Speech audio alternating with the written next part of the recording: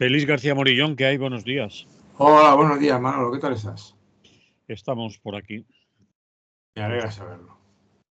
Vamos a contar cosas y tú propones algunos temas que más bien son de reflexión. A ver, uno que nos dices que está bajo el título de ¿quién controla a los controladores? Se refiere a esas páginas que son de verificar noticias. Ajá. Se encargan, entre otras cosas, dicen de indicarnos o de señalar aquellas noticias que son o pueden ser catalogadas de bulos, que se consideran falsas, que no se consideran verdad.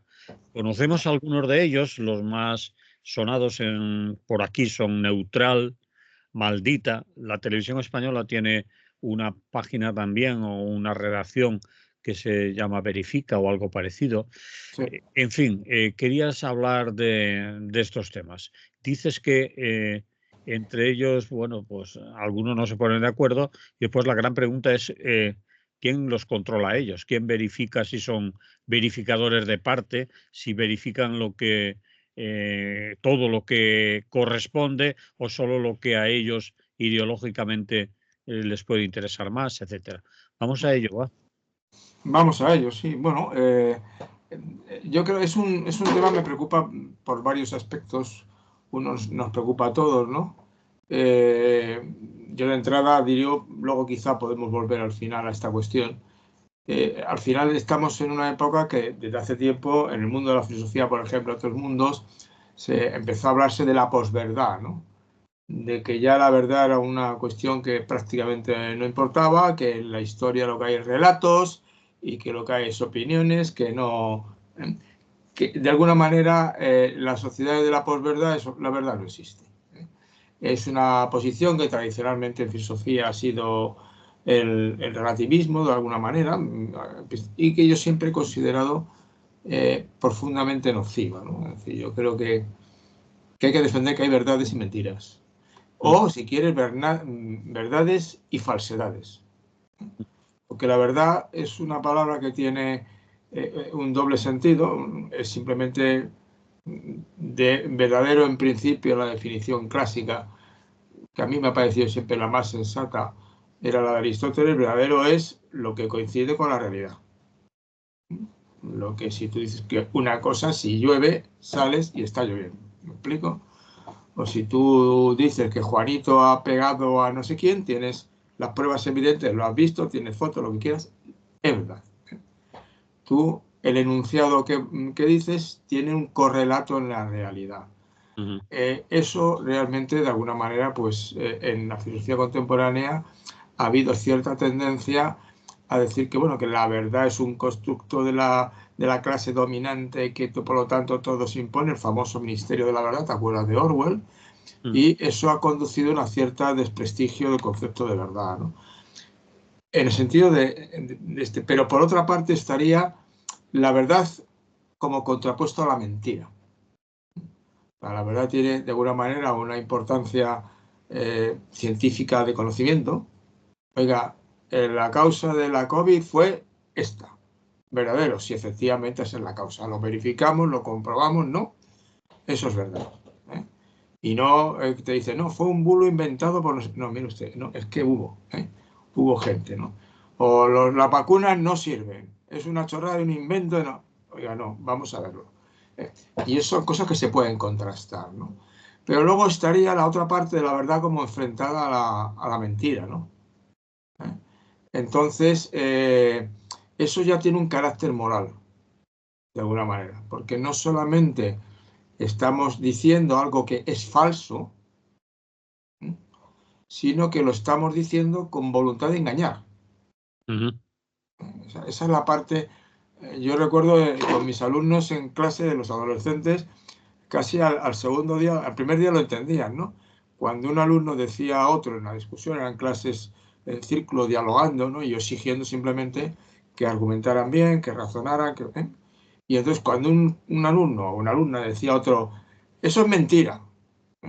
El primer día que decían eso, yo le decía, pero estás queriendo decir que lo que ha dicho tu compañero está diciendo lo contrario de lo que piensa, algo que sabe que es falso, y que te lo está diciendo con intención de engañarte, me dice, hombre, no, profe, eso no estoy diciendo. Digo, pues entonces di falso o equivocado, no digas mentira. Entonces, el problema que tenemos en estos momentos, ¿no?, es que en ese ambiente de la posverdad, que en la historia hay relatos y en la historia no hay manera objetiva, no, esto es un relato, usted lo cuenta. Oiga, Ese no, hace sería, poco. Félix, el concepto de posverdad, porque siempre ha sido un palabra que mucha gente no sabemos interpretar correctamente. ¿Qué es posverdad? Es simplemente... Posverdad, que estamos en una sociedad en que el concepto de verdad como tal ya no es útil en historia de otras cuestiones, porque hay relatos, todo está condicionado, todo está determinado por el contexto, y entonces al final no hay verdad. Sí, No hay verdad. vale. Entonces, la verdad es lo que decide que es la clase dominante. Un poco Foucault es parte responsable de esta manera de entender las cosas. Él lo decía como denuncia, pero al final puedes terminar disolviendo el concepto de la verdad. Y es de alguna manera, claro, es decir, cuando hace poco, en una de las cámaras, no sé si fue en el Senado, en las Cortes, en una de las cámaras democráticas de este país, a uno de Vox, la presidenta o el presidente de la Cámara en ese momento dijo, usted no puede decir aquí en público que no hubo una dictadura. Sí. ¿Me explico? Porque eso es falso. Y eso está prohibido decirlo aquí. Y se cayó, claro. Ese es un momento cuando estás ya falseando. No, es que esto ustedes lo cuentan, pero realmente el que hizo algo para evitar las inundaciones en Valencia fue Franco, ¿no? Lo habrás oído ahora. Bueno, no sé, eso no lo he llegado a oír. Yo sí lo he Bueno, escuchado o sí, lo he leído. lo del plan Sur y todo el desvío Lo del Turia, el desviarlo. Pensé que te estabas refiriendo a la Dana de estos días, ¿no? No, la verdad no, esto no, pero ponían con la dictadura, lo llamaban dictadura, pero era la que resolvía los problemas de la gente.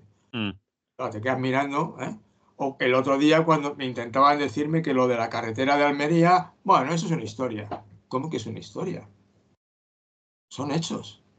No sé si me explico. Sí. Nadie se está inventando ni edulcorando, no. Son hechos de una masacre que es genocida porque los matan desde los cañones de los barcos sin piedad, ¿no? A gente civil que está huyendo, ¿eh? A eso me refiero. Entonces, en una época de posverdad, al grito de Orwell lo denunciaba. Es decir, el Ministerio de la Verdad, vamos cambiando las historias y entonces ya la gente termina diciendo que no hay manera de saber realmente lo que ocurrió y que además no importa, porque al final lo que importa es quien manda en el poder consigue que predomine su relato y asunto resuelto. Desde el punto de vista, para mí, de reflexión personal, me niego. La verdad existe. Otra cosa es que sea difícil. Otra cosa que haya cosas que digas que es verdad, porque con las pruebas disponibles es lo que dicen los científicos, ¿no? Gente prudente. Mire, con lo que sabemos hasta este momento, tenemos que decir esto. Si descubrimientos posteriores, ¿no?, Sí. nos dicen que, lo cambiamos. Pero por el momento lo que sabemos es esto. Y esto lo sabemos con unas pruebas que a esto le doy, ¿no? Entonces, eso es lo que creo que es una parte. Pero claro, quizá lo dramático en estos momentos es que en las sociedades estas de la polarización y de la posverdad ya se juega de una manera descarada con la mentira sin remilgo, vamos. Se cuentan unas mentiras de lo que no hay ni no queda, ¿no? Entonces, y además con intenciones muy malignas, ¿no? Esto no es nuevo en la historia, ¿eh? O sea, por ejemplo, como es lógico, los holandeses montaron una leyenda negra para acusar al Imperio Español de lo que estaba haciendo. Ellos contaban, cada uno contaba la leyenda negra del otro, ¿no? Y contaba unas historias que te mueres. Unas historias de esas tenían una base real y otras, pues bueno, no tenían ninguna base real, pero se trataba de desprestigiar al enemigo. Entonces, para desprestigiar al enemigo, cuento historias absolutamente impresentables y que al final la gente se las termina creyendo. ¿Por qué? Entonces, esta es la parte segunda que complica la cuestión. Y entonces, vivimos en un momento muy curioso, porque de alguna manera lo que está pasando en estos momentos es que, y volveré más tarde sobre ello, estamos en una etapa de la humanidad en que nunca ha habido un nivel cultural como el que hay ahora. ¿Alto o bajo? Alto, de alto como el que hay ahora. Tú y yo no llegué a verlo, pero lo había. Había gente que iba a alguien para que le escribiera una carta para que se la enviara a su familia. Sí. Porque no sabía ni leer ni escribir. Y no ni una, ni dos, ni tres. Cuando yo estuve a punto de ir al servicio militar, que me libré de casualidad, iba por milicias y no sé por qué me rechazaron al final. Creo que tenía, yo sé por motivo algún, pero es igual. Yo me quedé más contento que... Pero los que éramos de la universidad íbamos a hacer el servicio militar con bastante frecuencia, años finales 60, primeros de los 70, todavía en esas fechas, iban a alfabetizar. Una de sus tareas era a los soldados que venían de pueblos perdidos, cuya formación educativa había sido realmente escasa, tenían que enseñarles a leer. Y te estoy hablando de 1969, 68, 70. ¿De acuerdo? No te estoy hablando de en tiempos remotos, ¿no? Entonces, la alfabetización absoluta de España, o sea, la alfabetización quiere decir que el 90% de la población, o 95%, sabe leer y escribir, y con un nivel sencillo de lectura y escritura, ¿no?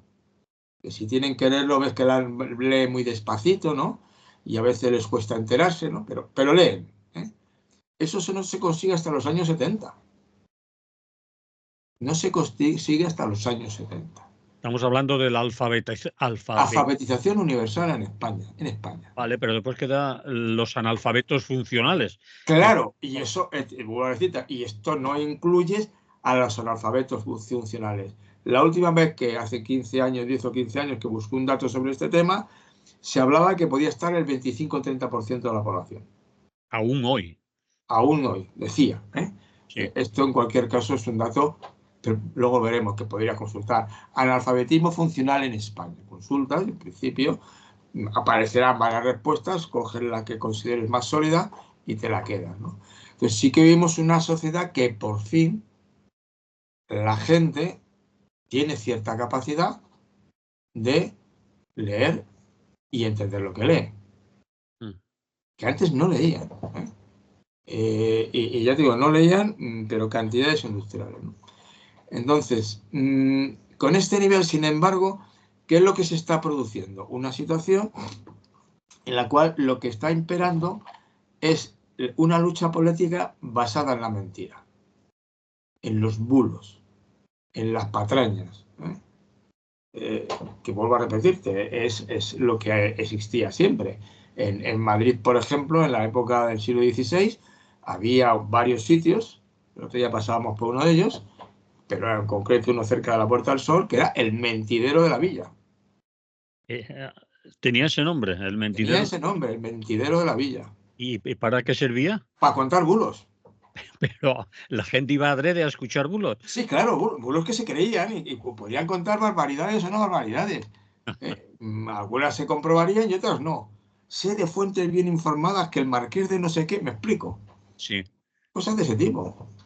Y era un pasatiempo así de la gente, ir a escuchar los bulos.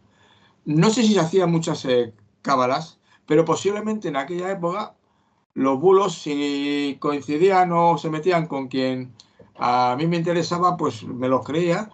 Y si se metían con quien a mí no me interesaba, te lo creía según quién. Esa es una garantía de los bulos. Es decir, que le vienen bien y se los creen aquellos y Claro, aquellas que coincide con lo que están pensando. Es decir, aunque sea mentira, como piensa igual que yo, esto es cierto. Bueno, claro, claro. ¿no?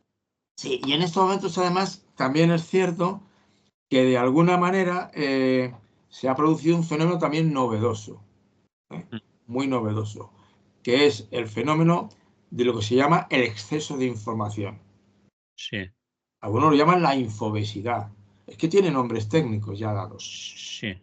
Es decir, que todos tenemos mucha más información de la que podemos procesar.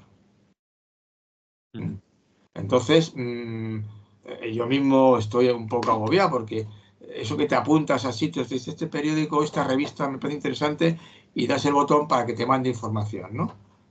Y de pronto un día te encuentras, que es el problema que tengo yo ahora, no sé cómo solucionar, que recibo 30 cartas al día. Y Con no, temas que me merecería la pena leer, pero sí. es una locura. Porque además me puedo obligar, puedo caer en la tentación de leer en diagonal, que tú sabes que eso se puede hacer, los noticias de periódico te lo lees un poco en diagonal y te haces una composición. Si además sabes de quién es el periódico, en qué línea funciona y de qué tema está hablando, bueno, te lo lees y te sitúas. Pero claro, eso no es una lectura medianamente rigurosa. Sí, sí. Entonces se produce de alguna manera una infobesidad que la gente no controla. Entonces, en cierto sentido, lo que a la gente haría falta es difundir y fomentar que la gente, bueno, pues leyera poco más, buscara menos cantidad de información y la leyera con más tranquilidad. Y además la leyera con la capacidad de evaluar si es o no es verdad. Y la otra cuestión que sería fundamental, y yo creo que es la que debiera ser, sobre todo en sociedades como la nuestra, que son democráticas, formalmente, y de alguna manera existe libertad de expresión, es decir, no hay el periódico del régimen, no hay censura. Cierto, vale. Tú de jovencito y pequeño leías una prensa que tenía censura, ¿no? Sí. Sabías que hay cosas que no se escribían. Y entonces tenías que enterarte si que te enterabas por otro lado, ¿no? Entonces quiero decirte que yo cuando daba clase de filosofía a adolescentes, claro, les intentaba enseñar la competencia de la lectura comprensiva y crítica. O sea, no solamente leer es la P con la PA, y otra P, A, pa, sino leer es también leer todo seguido y lo que es más, comprender lo que has leído. Y al comprenderlo, hacerte una composición de si consideras que es creíble o no creíble lo que has leído. Porque claro, y en ese sentido, sobre todo, porque hay tipos de noticias, de alguna manera, que no tienen vuelta de hoja. Es decir, si ha ganado este equipo el partido y el otro no, pues eso está fácil de comprobar, ¿no? No hay ahí posibilidades. Pero claro, si a un jugador le han insultado con gritos machistas o no, empezamos ya en temas de valoración más ética, quizá empiezan a ser un poco más complicadas, o ya no te quiero decir si te metes en la corrupción política. No, es que lo que ha hecho la mujer del presidente de gobierno es claramente esa historia. No, es que lo que ha hecho este señor, la pareja de Ayuso, es realmente defraudar y ocultar información y sacar dinero me parece que lo sacó también con las mascarillas, ¿no? Me parece recordar. Sí. No estoy seguro porque no me importa en este momento. ¿No? Entonces, claro, la misión fundamental que tienes que tener, una cosa muy importante, y yo la defiendo. Yo, por ejemplo, estoy suscrito, eso sí estoy suscrito. Unos en colaboración y otros sin colaboración. Por ejemplo, el diario.es, diario.es, ¿no? Sí. Sí. Esa la leo, pues se dio de alta mi hija, me leo El Salto porque me di de alto yo. Nueva Tribuna lo suelo leer porque eso no te piden, prácticamente te informan de todo y no te cobran. Y luego me suscribí yo al Confidencial. Y también estamos suscritos en esta familia al País. Entonces, eso te permite, y claro, tú sabes que el Confidencial, además últimamente está más de derechas. Bastante, sí, pero en fin. Están cayendo a toda velocidad, ¿no? Mm, Porque al principio me parecía tipo La Vanguardia, ¿no? mm. Que lo leías, es de derechas, claramente sabes de qué va, pero bueno, ya está. Pero es que este está empezando a estar un poco desnortado. Y entonces comparas el Salto, el Confidencial y tal, y te haces una cierta composición del lugar. Yo creo que eso que estás diciendo es interesante, porque antes cuando decías que cuando estabas contando estaba a punto de preguntarte, claro, si seleccionamos los medios de comunicación que nos interesan y solo esos, también es un error, porque seleccionamos a aquellos que nos van a decir lo que queremos oír. Y si somos, por ejemplo, partidarios de la línea editorial del diario.es, por ejemplo, que tú has nombrado, y solo leemos ese periódico, pues puede ser que no tengamos toda la amplitud de la información y de los puntos de vista sobre la realidad que nos pueden informar si, por ejemplo, lo compaginamos con otros medios, como puede ser el Confidencial, puede ser La Vanguardia o puede Claro. ser un periódico así. Entonces, eso es Pero, interesante. Es que sucede que muchas veces solo leemos o escuchamos o seguimos aquellos medios que son de nuestra cuerda. Eso es ya, así. eso es el problema. Yo, de hecho, en mi vida personal, intelectual, que siempre me dedica mucho a la lectura, a estas historias, porque tenía una afición desmesurada desde los 12 años, ¿no? Entonces, una cosa que aprendí con 17, 18 años, leyendo un libro de un francés, que era algo sobre la vida intelectual, cómo hacer vida intelectual. Y Mm. me dio un consejo aquel que me pareció brillante. Tu libro de cabecera debe ser el libro de tus enemigos. El libro Dije de yo, cabecera es el libro de tus de enemigos. los que, de lo que piensa lo contrario que tú piensas. Es un poco radical. Era muy radical. Mm. Pero decía, tómatelos en serio. ¿Eh? Y tómatelos en serio. Claro, solo completé posterior con otro historiador de la filosofía, porque cuando yo estudié filosofía y te examinaban, decían, teoría correcta, la de Santo Tomás Aristóteles. Teorías erróneas, las demás. Yo aprendí así la filosofía, no sé si tú recuerdas algo de eso, el bachillerato, y yo la aprendí así. Mm. Claro, hasta que de pronto, cuando ya entré en otro contexto, empecé a leer filósofos en general y de pronto leí una historia de filosofía de un tal Chevalier y decía, en todo filósofo hay un momento de verdad. Un momento. De verdad, sí, hay algo de verdad. O sea, incluso cuando tú escuches, esto te va a parecer una burrada, Alvise, tómatelo en serio. ¿Qué es lo que está diciendo? ¿Por qué lo dice? ¿Y de dónde lo ha sacado? ¿Y qué parte de verdad le ha llevado a sacar eso para que sea creíble? O sea, si no te pones realmente en esa capacidad y directamente dices, habla Alvise, yo no escucho, yo personalmente creo que es un error. Por descontado, es decir, de lo poco que he leído y cosas que hay, a degüello. Pero yo te digo, aprendí esas dos cosas y me parecen muy importantes. Si alguien discute contigo, ¿eh? O alguien no es de tu cuerda, piensa tranquilamente en qué parte tenía razón. Entonces, por ejemplo, el marxismo, pongamos por caso. No es mi filosofía político-económica, pero yo reconozco que hay análisis de Marx que son dignos de ser tenidos en cuenta. Sí. Y si no los tienes en cuenta, no te estás enterando. Entonces, quiero decirte, un tema que yo tenía bastante descolocado, pero que de pronto un día leí un artículo que no lo pude leer entera y lo tengo aparcado. No te he La entendido. jerarquía es mala. Y de pronto me encuentro de una persona que me parece una persona mujer historiadora buena y un artículo que es una defensa de la jerarquía. Empecé a leerlo, me pareció muy interesante, pero lo tuve que dejar por otras cosas y lo tengo pendiente.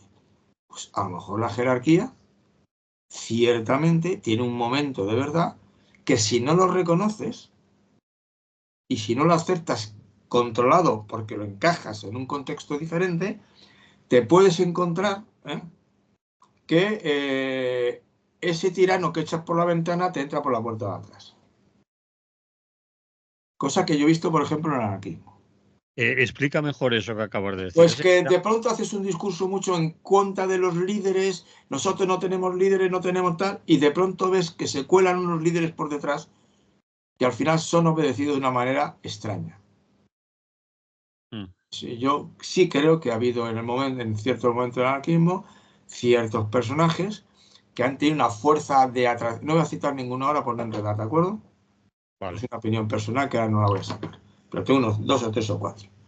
Dice, este era un buen anarquista, decía cosas muy interesantes, pero al final se le coló a la CNT entonces que se le metieron unos cuantos líderes que imponían más de lo que debían. Sí, eso lo piensa mucha gente. No Claro. vamos a decir nombres, sí que como No, tú pero no voy a decir nombre. Con lo cual, dice, no, quizá el problema no es la jerarquía, sino qué valor das a la jerarquía y cómo la articulas. Porque claro, el problema importantísimo, evidentemente, dentro de una organización anarquista, es impedir que la gente se perpetúe en el cargo, y sabes que a pesar de todo se perpetúan algunos, Uy, varios. ¿eh? O muchos varios, sí. Muchos varios, Y que que además cuando, algunos liberados, por lo tanto con sueldo. que cuando les dicen que tienen que apartarse o dejar lo que llevan ahí ya una temporada, se cabrean, se enfadan, insultan a todo aquel que se lo ha dicho y dicen, esto es mío. Por eso te quiero decir. Entonces, no te líes porque luego, y al mismo tiempo, tenemos perfectamente articulado en la CGT un sistema para que puedas, admitas que hay una comisión de garantías, admitas que hay un comité, ¿no? Pero admite la manera de controlarlos y criticarlos y ponerlos a parir. Pero sabes que tienes que reconocer que tiene que haber una cierta cadena de organización de los discursos y de las tomas de decisiones. Sí. Y que si el secretariado permanente ha tomado una decisión, en principio hay que aplicarla. ¿No? Sí, esa decisión ha sido tomada de abajo arriba. No, claro, se ha tomado de alguna manera. Claro, si observas anomalías, entonces tú puedes decir, oiga, esto no. Y ya puedes montar una batalla. Pero esas se nos cuelan también. Yo recuerdo, tampoco voy a poner nombres, pero recuerdo la típica en que llega el Congreso de la CGT y entonces algo que defienden unos en una ponencia que es rechazada por el Congreso termina siendo aplicada en la práctica porque sí son amigos del comité nuevo que entra. Vale. Eso lo he visto con un ojo y otro ojo. Vale, pero... Entonces quiero decirte que, entonces tómate en serio lo de la jerarquía. No es ninguna broma. Y sobre todo porque se te puede colar por la puerta de atrás. Entonces, como los liberados, cuidado, que se te pueden colar por la puerta de atrás y entonces cuando te metes con los sindicatos amarillos, te pueden poner la cara roja en 2 momentos. Y a eso me refiero cuando te decía que yo creo siempre es muy importante, en este tema que estamos hablando de la verdad y de la mentira, primero, leer más de una fuente de información y segundo, tomarte en serio lo que dicen las personas que no piensan como tú. Porque al final a esas personas las está siguiendo gente, porque les ha convencido lo que dicen. Y si les ha convencido, no puedo pensar que son todos idiotas. Tendrá que ser por algo y encajará por algo. Igual son porque defienden los intereses de su grupo. Bueno, es una explicación. Eso puede ser una explicación. Pero, no sé, hay otras, ¿no? Y entonces, en los momentos actuales, digo que el peligro que tiene y la gente no sabe cómo meterle mano, ¿no? Con tanta información, la infobesidad, el exceso de información, que incluso está causando en algunos adolescentes problemas sanitarios, de salud mental, vamos, como sabes. De hecho, ya prácticamente está probado que hasta los 6 años ningún móvil, ¿no? Me parece que es. Y no sé qué otra les han puesto ya topes. Sí, no tienen. Es que esto, no, mire usted, es muy sencillito. Igual que no les dejo beber alcohol porque no tienen edad para controlar los efectos del alcohol, no les dejo un móvil porque no tienen edad para controlar TikTok. y otras redes sociales. No tienen criterio, no están formados. Entonces, la discusión sobre si en la escuela o no en la escuela tendremos que formarles con esos principios que te decía antes. Oye, verifica. O sea, cuando leas, pues además tú sabes, está comprobado, dicen los expertos, que los bulos más indignos que corren es porque la gente lee un titular que le parece espectacular e inmediatamente lo reproducen.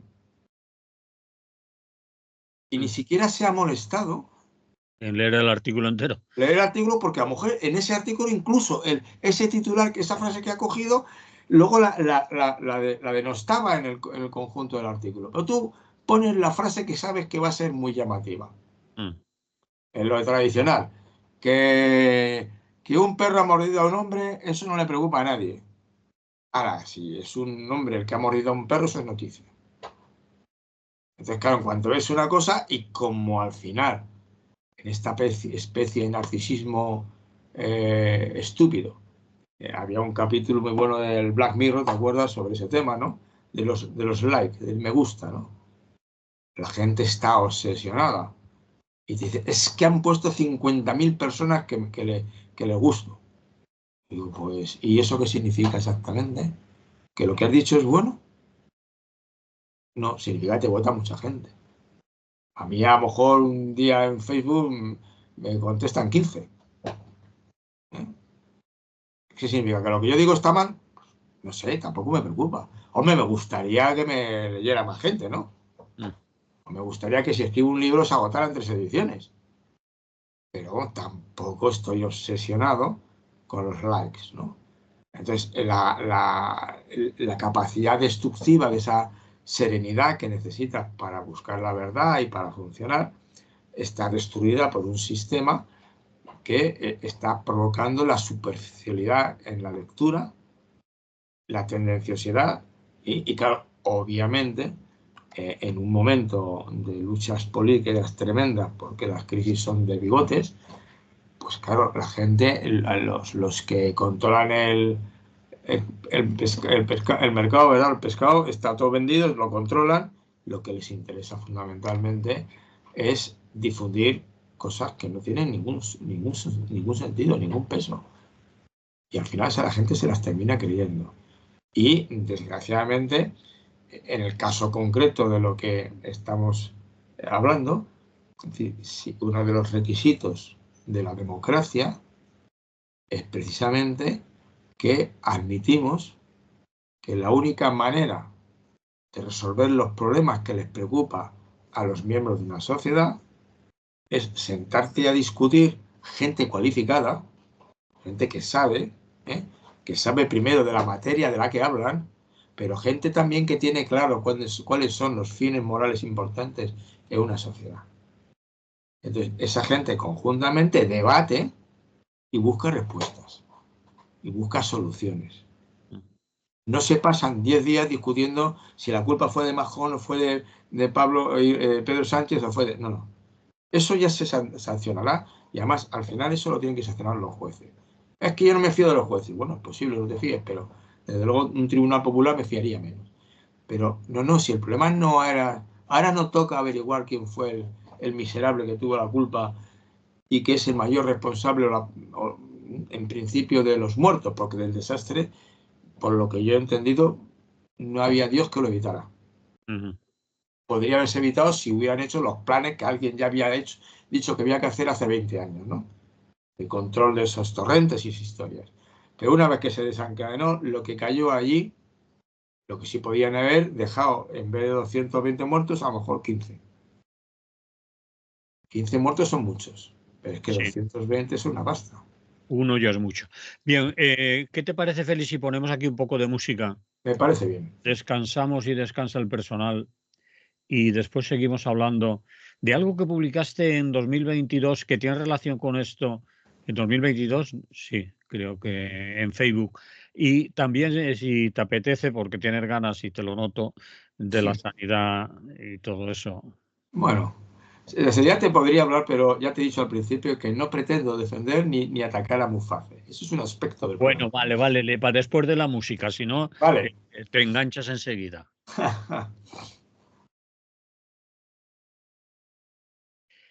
Seguimos con el compañero Félix García Morillón, aquí en Radio Clara, en Es lo que hay. Y no sé si hoy conviene recordar, por si hay gente nueva, que Félix García Morillón ha sido durante toda su carrera profesional profesor de filosofía. Es licenciado obviamente en filosofía, es doctor en filosofía y ha escrito varios libros sobre el tema. Y aún se sigue dedicando a eso, a pesar de lo mayor que es ya. Me gusta eso. Tenía que haberse retirado. Bien, Félix, bromas aparte. Vamos a ver, ¿quieres completar todo esto que habíamos hablado antes de la música? ¿Serviría como añadido a lo que hemos dicho de la verdad, de la posverdad, de los controladores de las noticias falsas, de quién los controla y por dónde se ha ido el discurso? Porque después ha habido variaciones sobre el tema. O nos metemos ya con el tema de la sanidad, porque no nos queda mucho tiempo. Nos quedarían unos 10, 12 minutos. Así que tú Mira, eliges. como tú quieras. Yo de la sanidad sí, bueno, hay un problema que me incumbe urgentemente y es que obviamente cuando yo entré en la escuela pública, que fue en 1970, pregunté y tal, me hablaron de Muface, que estaba bastante bien, no me preocupé mucho de analizarlo en aquel momento y me apunté a Muface, ¿no? Era una mutua de trabajadores era pública, tenía unos acuerdos, pensaba que era una cosa de ese estilo, de mutua. Bueno, Eh, muchos funcionarios que aún están en Muface y esa actualidad hasta cierto punto lo que vamos a comentar, porque se está hablando de la desaparición de Muface y de que los funcionarios y funcionarias que están en esa sanidad pues se pasen ya definitivamente a la pública y que no es muy congruente que un funcionario público tenga una sanidad privada. Esa es la actualidad y a ti te atañe directamente porque obviamente eres un usuario de Muface, de esa sanidad que en su día elegiste y al mismo tiempo te preocupa el estado o cómo se encuentra la sanidad pública en Madrid especialmente, me decías tú a micrófono cerrado y yo te decía en Madrid, en Valencia, en Lugo y en Cádiz. Es decir, que estamos fastidiados. Bueno, vamos por ahí. A ver, yo claro, lo que querría, digamos, el asunto en este momento es que hay un problema muy concreto y que es importante, que había un acuerdo que se puede discutir y decir, mire usted, esto no es tal. Tú me dices, oye, es una incoherencia que tú como funcionario estés en Muface, ¿no? Pues posible, ¿eh? No lo admito, tuve dudas en su momento, acepté. Mis hijos fueron una temporada al colegio privado porque era el de mi padre y donde trabajaba mi mujer. ¿Me explico? Mm. Y bueno, pues vale, ¿no? Es decir, tampoco me generó ningún problema. Y estaba yo en la plataforma en defensa de la escuela pública en aquel momento. Pero mi hijo iba al colegio que era el que yo había estado, era de mi padre, yo había sido profesor, mi mujer era profesora, ¿de acuerdo? Y los llevé Vale, allí y no está me claro. importaba. En todo Contradicciones caso, tenemos todos. obviamente, yo defiendo la enseñanza pública, la sigo defendiendo y creo que es. Yo sí que creo que el problema en estos momentos, lo de Muface, lo que habría que aprovecharlo es para algo en lo que ya se viene insistiendo constantemente. La sanidad pública está pasándolo mal. Sí. Y no en todas partes igual. En unos más que otro, pero Claro, no pasa lo mismo. Por lo que yo tengo, tampoco es que he profundizado porque son muchos datos, es complicado. Tengo entendido que no es lo mismo. Pongamos por caso el País Vasco, que creo que tiene un nivel de sanidad pública bastante conseguido. sí, cierto. Sí. Dicen. Que no lo que está pasando en Madrid en este momento, que es un poco descarado. Pero en Madrid es que es una política. Y es descarado. En este momento, una crisis que tenemos en Madrid brutal es la de las universidades públicas. Sí. Están al borde del desastre. Bueno, Pues ayer, parece ser que ayer a última hora la señora Ayuso aceptó los millones que le proponía el gobierno para contratar profesores en la universidad pública, que hasta ayer por la tarde los estaba rechazando, pero se vio claro, que se reunía con los rectores de la pública y ha dicho, hostia, perdón por el taco, se me ha escapado. claro. Estos vienen y yo, ¿cómo les explico que estoy rechazando muchos millones del Estado español o del gobierno, perdón, del gobierno para contratar profesores?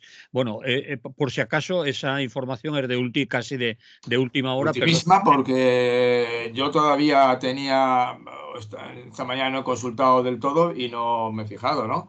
Pero vamos, yo estoy en la autónoma y aunque sea como profesor colaborador, no soy titular y por tanto no cobro, entonces no estoy amenazado, pero sí que es cierto por lo que escucho con los que me relaciono y estamos con los del sindicato de, pero son sobre todo estudiantes, el sindicato, no, y también hay profesores, el sindicato de estudiantes y de profesores de la CGT que hay en la autónoma también, ¿no? El desastre, y claro, es que el caso de Madrid es la quinta esencia de la política neoliberal, ¿no? sí. Radical. Hundes lo privado, lo público, y fuerza vas empujando a la gente hacia lo privado.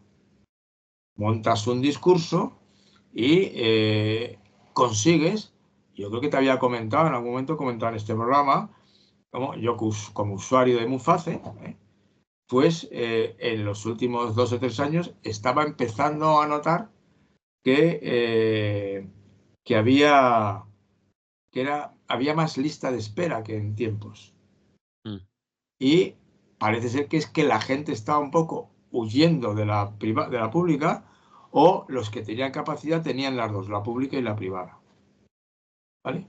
De tal manera que con pública y privada, cuando la pública te daba, que te lo dan, una prueba elemental para 3 meses o 4 meses después, que fácilmente te puedes haber muerto en los 4 meses, ¿no? Pues se iban a la parte de la privada y la atendían. Y al mismo tiempo había empezado a notar que cuando yo pedía una hora en Muface, podían, en un hospital, había médicos o servicios que no permitían gente de Muface. Eso no No sé si tú entiendo, lo no sabías. entiendo eso, es decir, Claro había... que yo soy de Muface. Sí, Pues yo, por ejemplo, ayer mismo estaba en neurólogo, me parece que es un neurólogo, ¿no? sí, Y fui a verle porque tenía despistes, que llevo teniendo despistes desde que nací, pero es igual, ¿no?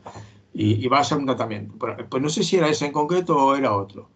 Y a lo mejor te dan hora para dentro, bueno, aquel me lo dio para dentro de 2 meses. Bueno, como no tenía prisa, no me importó. Pero ha habido sitios en que he ido a contratar, a pedir un servicio de, no me acuerdo ahora de qué, y ponía Muface no. No te atiende si eres de Muface. Pones Asisa, pero Asisa Muface. Si pones de Muface, no te atiende. Y debe ser porque algunos médicos y algunos hospitales empezaron a estar hasta las narices de lo mal que pagaba sí, Muface, sí. ¿eh? A los médicos que atendían, porque tampoco recibía el dinero suficiente.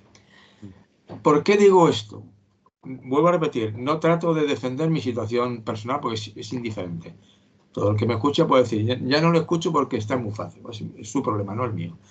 Pero en cualquier caso, el problema gravísimo para mí es que sí que es cierto que la sanidad, tú te lees cómo están los datos de los presupuestos, cuánto se está gastando en sanidad en España, las cifras, y claro, cada vez se gasta más.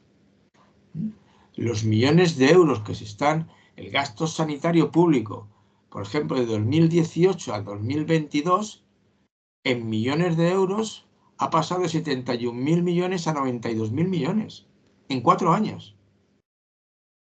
En Ahora 4 años. habría que ver en qué, porque el gasto Bueno, en ya yo en farmacología, este momento te cojo medicación... el bloque. Ujú. Luego tendrás que desmenuzar, claro. Te cogí un dato de un informe que tiene, bueno, este es pequeñito, tiene 18 páginas, ¿no? Sin embargo, era muy curioso porque también es interesante tenerlo en cuenta, que respecto al 2018, el porcentaje sobre el Producto Interior Bruto del país, que es otra medida que se toma mucho para saber el interés por la sanidad en un país, ¿no? ha pasado del 5,9% del Producto Interior Bruto en 2018 al 6,8%. ¿Te refieres al Un gasto de incremento de menos de un punto porcentual en el porcentaje sobre el PIB, en dinero ha supuesto 20.000 millones más de euros. O sea, tienes que mirar mucho los datos, pero sí que es cierto que la sanidad en este momento está teniendo problemas serios por el aumento de personas mayores. Somos más caras. De hecho, un problema, si al final no llegan a acuerdo, pues me buscaré la vida como todos. Pero es posible que a mí me pidan cualquier compañía, la misma en la que estoy, Asisa, una cantidad de dinero extra porque la edad que tengo. Es cierto, y además hay aseguradoras que a ti, a mí, a gente que pase de los 50 años, por no poner antes, no les interesa asegurarte. Ni siquiera te aseguran. No, aunque o para asegurarte, para cubrírtelo todo, Pero tiene obligación de podrías asegurar. pagarlo. Es decir, te aseguran, pero después cuando vas, no, señor, esto no le entra, esto tiene que pagar usted un porcentaje, estas pruebas no entran. Es decir, a lo que le interesa a las compañías de seguros privados es asegurar a jóvenes. A ti, a mí, a otros muchos, ni de coña. Si vamos allí, nos dejamos la jubilación Claro, para asegurar. entonces, para mí el problema en estos momentos estriba justo decir, está creciendo el porcentaje de población de más de 60 años, y no más de 60 años, sino que encima con expectativas de 15 y 20, 25 años de vida. Por lo menos, no sé si me explico. Sí, que la La esperanza esperanza de vida, sí. o sea, yo en estos momentos me quedan unos cuantos años, ya menos que hace tiempo, pero no. Ya te he dicho, Félix, que no te fíes de... Ya, no, claro, nadie es tan mayor como para no vivir un día más, ni tan joven como para no morirse al día siguiente. Vale. Eso está claro, lo decía Leucipo, ya uno de estos. Yo te lo decía de broma, ¿eh? Es decir, No, que... no, pero que es así, eso es cierto, tampoco pasa nada. Y además, si te coge una enfermedad mala, te coge cuando te coge, se acaba la historia. Vale. Pero lo que sí te quiero decir que evidentemente es... Y luego además, la sanidad está siendo cada vez más cara. Porque esa mayor costo está también, una parte es justificado porque cada vez hay tratamientos más sofisticados para salvar a más gente, pero al mismo tiempo cada vez eso cuesta más dinero. Y también hay más gente que acude a esos Y hay gente que tratamientos. acude a ello, claro. Entonces yo, el último que he visto, me parece, no sé si te lo he comentado, tengo un familiar que se dedica a crear robótica. Es decir, robótica para niños, por ejemplo, que les falta una pierna. Porque es una pierna, pero una pierna de verdad. Vamos, de verdad. Robótica, pero de una capacidad de actuación espectacular, ¿no? Eso no es barato. Pero claro, al niño le salva la vida o le cambia la vida sustancialmente. Entonces, es mi cara. ¿Cuál es el problema? A mí de Muface lo que me gustaría que ocurriera, es que salte, que esto movilice al general un poco más para tomarse en serio lo que está pasando con la sanidad. Porque obviamente eso lo que dicen es cierto. Si en Madrid no sé cuántos somos, pero se habla de que Muface son 1,5 millones de funcionarios apuntados a Muface. No sé cuánto porcentaje de funcionarios públicos estamos ahí, pero se habla de 1,5 millones. Si de pronto el 1,5 millones entramos a partir del 2 de enero, entramos en la sanidad pública, y en concreto en mi caso en Madrid, que sé que está en un momento de sistemático adelgazamiento e intencionado, como pasa con la universidad pública, pues me veo situación complicada. Y Es la cierto, pública también. Entonces, o la gente aprovechamos estas circunstancias. Yo no pretendo salvarme el pellejo a mí. Supongo que no me quedará más remedio en su caso de, pues, o no sé, bueno, pasarme a la pública y si veo que me desespero, pues y si tengo dinero, pues a lo mejor me hago un seguro privado, no lo sé. Pero obviamente lo que hay es un problema serio de la sanidad en este país, como hay un problema serio de la vivienda. Y esas cosas, yo espero que, a ver si lo de Muface provoca una conmoción importante para que los responsables de la política y los que elaboran los presupuestos y que cobran los impuestos piensen exactamente cómo se puede abordar algo que no va a disminuir, sino que va a crecer. Y es Bien, el gasto sanitario. tenemos que acabar, Félix. Pues acabamos aquí. O sea, yo me interesaba el tema en ese sentido. Vale, sí, totalmente entendible. Y es un problema que afecta principalmente a esos millón y pico de gente que está en UFACE, pero también a la A sanidad todos. pública en general. Si entra toda esa gente de golpe en la sanidad pública, pues la sanidad pública tendrá que reforzarse, si no, aún empeorará mucho más. En Pues fin, claro. es un problema largo que se puede discutir. Por aquí en Radio Clara viene gente que está dentro de la sanidad pública. Hay asociaciones para la defensa de la sanidad pública que hablan aquí periódicamente y lo tienen claro y nos pueden Ya. dar puntos de vista. Bien, Muy bien. lo dejamos porque si no nos echan, ¿no? Sí, lo dejamos, me parece muy bien. Vale, pues Félix, pues hasta la Que semana que viene. tengáis un buen día.